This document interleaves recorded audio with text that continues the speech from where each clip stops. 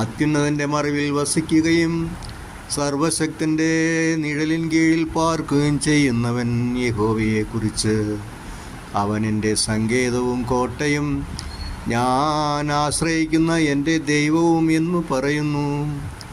അവൻ നിന്നെ വേട്ടക്കാരൻ്റെ കണിയിൽ നിന്നും നാശകരമായ മഹാമാരിയിൽ നിന്നും വിടുവിക്കും.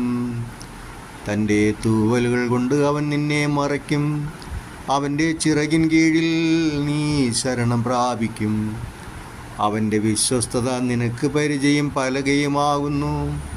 രാത്രിയിലെ ഭയത്തെയും പകൽ പറക്കുന്ന അസ്ത്രത്തെയും ഇരുട്ടിൽ സഞ്ചരിക്കുന്ന മഹാമാരിയെയും ഉച്ചയ്ക്ക് നശിപ്പിക്കുന്ന സംഹാരത്തെയും നിനക്ക് പേടിപ്പാനില്ല. നിന്റെ വശത്ത് 1000 പേരും നിന്റെ വലതുവശത്ത് 10,000 പേരും വീഴും, എങ്കിലും അത് നിന്നോട് അടുത്തു വരികയില്ല.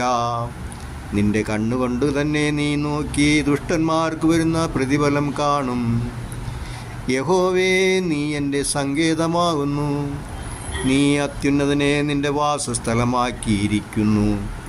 ഒരു അനർത്ഥവും നിനക്ക് ഭവിക്കുകയില്ല, ഒരു ബാധയും നിന്റെ കൂടാരത്തിന് അടുക്കുകയില്ല. നിന്റെ എല്ലാ വഴികളിലും നിന്നെ കാക്കേണ്ടതിന് അവൻ നിന്നെക്കുറിച്ച് തൻ്റെ ദൂതന്മാരോട് കൽപ്പിക്കും. നിന്റെ കാൽ കല്ലിൽ തട്ടിപ്പോകാതിരിക്കേണ്ടതിന് അവർ നിന്നെ കൈകളിൽ വഹിച്ചുകൊള്ളും.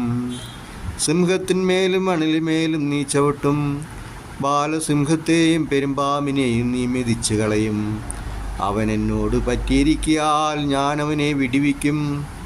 അവൻ എൻ്റെ നാമത്തെ അറിയയാൽ ഞാൻ അവനെ ഉയർത്തും. അവൻ എന്നെ വിളിച്ചപേക്ഷിക്കും, ഞാൻ അവന് ഉത്തരമരുളും.